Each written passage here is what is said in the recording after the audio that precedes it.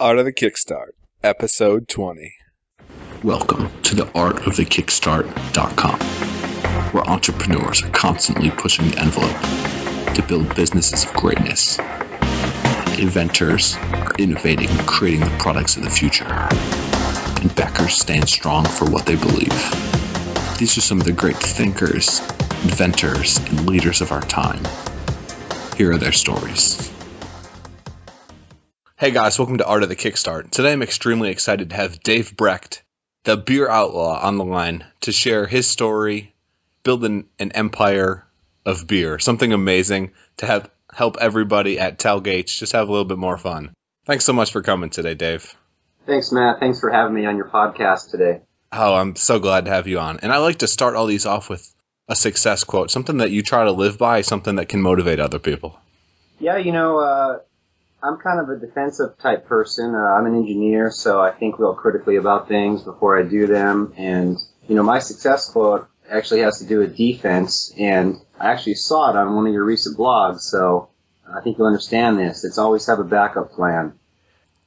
What I think is, if you're only focusing on success, you might end up having some really big failures that can just take you out of the game. So I really like to work on reducing the number and the size of your failures. And that way you're still going to be in the game to make your success at the end.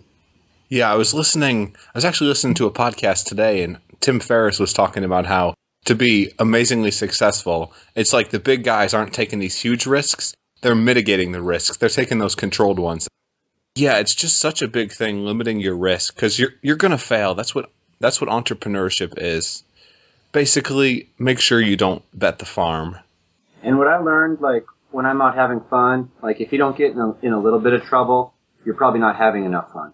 Yeah, that's the outlaw part, right? Exactly, yeah. So, Dave, tell us how you got to this point. Before Kickstarter, what were you doing? Where were you at in life? Well, what got me into all this invention stuff is, a good story always starts out with my buddy and I were down in Tijuana. This is going to be good. So, this is how my story starts. My buddy and I were down in Tijuana, walking around, having some beers, and checking out the vendors on the street. And this one vendor had these leather beer holsters, and they were all engraved with different things like Budweiser or Corona. So we each bought one. I think we paid $20 a piece for them, because we were going to a party that night in Orange County where we lived. So we got back and we went to this party, and we had some bottles of beer. So we're walking into this party and we had our beer holsters on, we're really cool. And we each had a beer bottle in our holster. And when we walk into the party, my holster malfunctioned and the bottle fell out and smashed on the ground. And instead of being the cool guy, all of a sudden I'm the dumbass in the room who dropped his beer. So, being an engineer, I looked at the holster, saw the shortcomings in it, and I was like, I'm going to make my own beer holster that's really awesome and sturdy. So I go to the leather store, and I bring the Mexican beer holster in, and I asked the lady, I was like, what do I need to buy to make one of these really, really well? And I walked out of the store after spending about $300. So, I was going to have a great beer holster, but it was going to cost me $300. So I'm like, how can I mitigate some of this cost? Well, I can easily make 10 more of these beer holsters and just sell them to my buddies for $30 a piece. So that's what I did. And then my next thought was, okay, why can't I make 1,000 of these and sell these to 1,000 random people on the internet for $30 a piece? So a few months later, that's what I did. I had sold about 1,000 of them, and I was cutting these out by hand. And then I realized if I want to really make this big scale, I need to become a real business with this. So 10 years later, I have a small beer holster factory, and I'm selling beer holsters online still. And now I'm just trying to branch out and get some new products on the market. That story really speaks to me. I studied mechanical engineering in university, so I completely understand. You see that problem and you go and you fix it. How do you not fall into that engineer's syndrome of just make it better and better and better? When do you turn it into a business? When is something good enough to sell? I think when you test the market and all of a sudden you get so many orders that you just can't keep up with it, you've hit something big. If you have to just really try and you're just not getting enough orders to make it worth your time, it may not be a good product. being an engineer, it's hard to tell when a product's good or not because you think so critically about things. Whereas, 98% of the population isn't engineers and they don't think like you. So you really have to kind of step outside the box and let the market decide if your product's good or not. So you're an engineer. Just like me, you're trained to make something amazing and be completely terrible at talking about it. You're not supposed to do sales. That's what traditional roles tell you. How do you get over some of the challenges, some of the things that you don't necessarily get in that daily role of creator to sell something? How do you build it into a business? When I started getting into the beer holster business and I realized I want to turn this into a business and I had no idea how to do it. I actually went back to school. I went to Long Beach State and got my MBA. It took 5 years doing it part-time. But being in there with non-engineers, typically I was the only engineer in the class. It really taught me to look at things in the other light and try to appeal to the masses and try to instead of just trying to appeal to yourself. So would you advocate formal education or just go out and do it if someone's trying to learn how to build a business? The formal education is going to help you mitigate your risks because you're going to learn the right and wrong ways to run things. But, if you're young and you got time on your side, just go out and do it. You got plenty of time to make mistakes and make up for them later in life. So, Dave, we got you on this program to talk about the cool or not. People are drinking their beer, and it just gets warm, and no one likes warm beer. Can you tell us how you came up with the idea for keeping beer cool, keeping it fresh? Yeah, it started by what I wanted to do is I noticed how technology is taking old products and putting a little tech flavor into them. I think my big inspiration was Google Glass, how they're taking a pair of sunglasses that hasn't changed really in, 50 years, and they're putting technology into these glasses. So the glasses will actually tell you something that's important to you. So when I was drinking a beer, I looked at my koozie and I was like, okay, I think a koozie keeps a beer cold, but how can I be sure my beer is cold? What if the beer was kind of warm when I first put it in the koozie? The koozie's not going to make it colder, nor will I know until I actually open it and take a drink. So the light bulb kind of popped in my head. It's like, wow, I could just put a digital thermometer in the koozie, and you'll know exactly the temperature. You'll know if the beer is getting warm. And then the next idea clicked. Well, you could just put something cold inside the koozie, and then you don't have to worry about your beer getting warm. And then, the nerd in me likes to just watch the temperature of the beer actually get colder while you're drinking it too. It's so simple and it's so smart, and yet no one's done it before. Why do you think that it's not something that's really mainstream in the market? It's interesting. I spent many, many hours doing market and patent searches on this product, and I found some really wild-looking patents while I was doing my patent searches. There was some koozie from must have been the 1980s, and it had an analog clock-looking thermometer on it. Obviously, it never went to market because, who's going to pay $50 for a beer koozie? So I think the idea was out there, but what hadn't been done yet is someone making this product cost-effective enough to actually bring it to market and make it a $10 or $15 item. What challenges have you had with making it cost-effective? People don't want to spend a ton of money to keep their beer cool necessarily. Yeah, the biggest challenge I had is I actually saw another Kickstarter project. A lady made a beer koozie that had a digital counter in it. So every time you'd put a beer or a drink in there, it would increment this digital counter. So I called her up because I wanted to see what struggles she had. And she was not an engineer, so what she had to do was fork over about $25,000 to have an engineering company design this and start production for her, which I know that's going to take a long time to recoup your money. So one of the things I tried to do was try to do everything myself and try to work directly with the manufacturers instead of going through a middleman company who's going to take his big cut and increase the cost of your product. What'd you do to find manufacturers? I know it can be challenging for an individual looking to do this for the first time. It is really challenging. Fortunately, with my job, I've used Alibaba and other websites in the past where you can connect directly with overseas manufacturers. The problem with this is that I think a lot of them are fly-by-night operations where they're just going to disappear in a few days and they might take your deposit money with them. So it just really took a lot of time and patience, talking to a lot of companies and figuring out which ones had been around for a long time and actually have real products in the market. So, through a few hundred emails, I was able to find 3 or 4 companies that are able to produce all the components for my product. So you've been doing this all in your spare time, right? You're moonlighting, doing Cool or Not on the side? Exactly. I do work, an 8 to 5 job normally, so my evenings and weekends are just filled up, doing my side projects. But I enjoy it, so it really doesn't seem like I'm working when I'm at home. How do you maximize your time productivity? If you're doing that, you've also got Beer Outlaw, your job, and you have to stay alive. What do you do? Exactly. Part of being an engineer is learning how to do multiple things as efficiently as possible.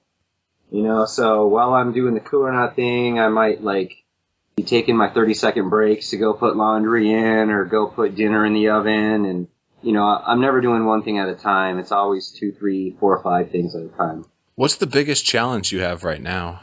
The biggest challenge I have right now is once my Kickstarter project ends, getting the people their product on time is definitely going to be a challenge. When you're doing this all by yourself and you're working directly with overseas manufacturers, just to ask one question takes 1 or 2 days because of the difference in time zones, for example. Yeah, it's a pain. So everything just, it takes twice as long as you imagine. So, really keeping a good relationship with my backers on Kickstarter and explaining to them that, the delays that I will endure are only to make the product better so they can have the best possible product from me. Did you do any kind of patenting or any kind of IP with your product? I didn't, because as I went through the patent searches, like I said, there was similar items out there. And what I really didn't want to do with this product was spend $3,000 or $4,000 with patent attorneys and only to get my patent rejected. So my gut feel is that this product is possibly not patentable. And also my price point, I'm putting it so low that I'm daring people to copy me and try to make a profit. And then why did you go with crowdfunding? Why kick it off with Kickstarter? I actually have another product in the brew right now, which is going to be much, much bigger than this. Care to talk about it? I can tell you a little bit about it. We don't have our patent fully submitted yet, but I can tell you kind of what category it falls into. You ever flown on a plane before that's over 3 or 4 hours long? Yes. And were you comfortable? Was it hard to sleep? Oh, it was terrible. So I was flying to Europe for an internship, and I got that seat right in front of the bathroom. So it was literally pointed forward. Yeah, so you couldn't recline. Oh, no, not at all. Right. So did you ever go into those airport stores and the only product in there is that U-shaped neck pillow? Yeah, the thing that looks like you're a turtle. Exactly. So what we're doing is we've been working on this since last October. I actually met a guy when I was on an international vacation. And he happened to be a business guy, and I happened to be an engineer. So we kind of put our brains together and came up with a really cool product idea. And it's in R&D right now, and we'll be going public with it in about 1 to 2 months. And Kickstarter looks to be our first avenue for it. That's awesome. Yeah. Definitely shoot me an email. I'm excited about that. Will do. So, Dave, I want to jump into the launch round now. Are you ready? Yep. Guys, thanks for listening to artofthekickstart.com. I wanted to let you guys know, special offer I've got worked out with audible.com. If you guys go to artofthekickstart.com/audible, you can get a free audiobook, a 1-month download to listen to whatever you want. From Think and Grow Rich and The 7 Habits of Highly Successful People, 2 books that I've recently read, to hundreds of thousands of others. Audible has everything that you guys need. It's just like a podcast. You can find amazing books that our guests are recommending. Check them out. It's a great way to learn. Again, artofthekickstart.com/audible. Thanks, guys. Welcome to the launch round, where we take our guests through a series of rapid-fire questions geared towards unlocking the inner inventor and entrepreneur in all of us. Get ready to blast off and unlock your inner potential. Let's do this. So, Dave, this is completely relevant to what you were just talking about, being an inventor. What does it mean to you to be an inventor? To make other people smile when they see your product. My next question for you, Kickstarter. What are some of the most motivational campaigns of all time? What really gets you fired up?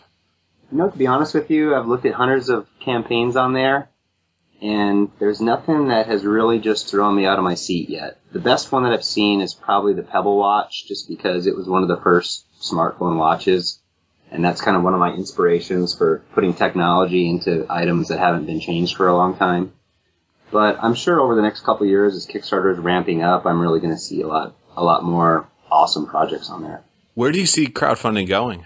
Unfortunately, I see it being abused within the next couple of years, and I think it's going to die out as a fad. Who do you see abusing it? Potato Salad Man. Yeah. Oh, yeah, I know. I mean, it was funny once, but now there's 1,000 different Kickstarters about someone making some kind of food. Big companies trying to take advantage of it, too. Yeah, so I just see it, because it is such a successful platform, I just see it being abused really bad, and I think people are going to get a sour taste in their mouth. I sure hope you're wrong, but I know I could definitely see it, and I would be very upset. So, Dave, books, learning, everything about entrepreneurship, other people have done it. You can learn from them. What are 3 books that have been really influential in your life, have really affected you? There's only really one that stands out for me, and that would be The Tipping Point, mostly because it didn't tell you how to do stuff, but what it did is it taught you to understand how other people are thinking and how you need to use that to your advantage in business. I'll need to check that one out. I hadn't heard of it. Malcolm Gladwell. Oh, Malcolm Gladwell, yeah. Yep. Big name guy. Yep. If you could have any superpower, what would it be? Ooh, that's an awesome one. Definitely not knowing what other people think, because you usually don't want that.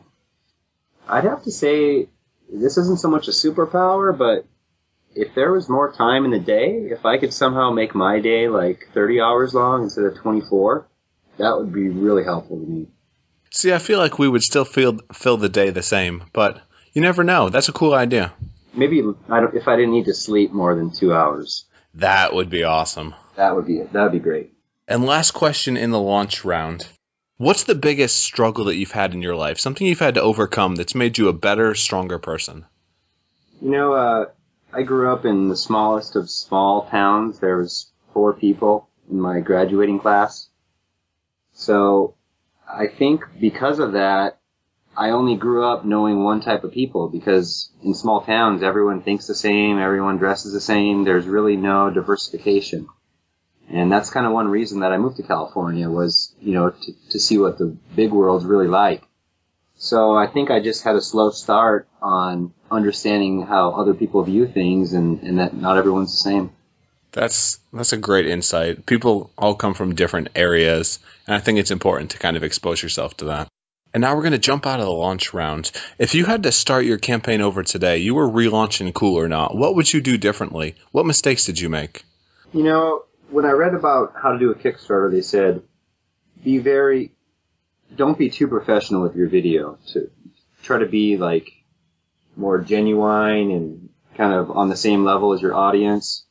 But I think I would probably go back and try to make my videos a little bit cooler, so they could get more shares. Because what I've really learned, this is my experience with Kickstarter, is that it doesn't matter how awesome your product is. If you can't drive enough traffic to your site, you're not going to make a lot of sales. So sales are almost purely based on how many people see your product. And I would probably try to spruce up my videos a little bit more just to get more social media shares with them. What else would you recommend in terms of getting people to your site, to your Kickstarter campaign? What'd you do for hustling?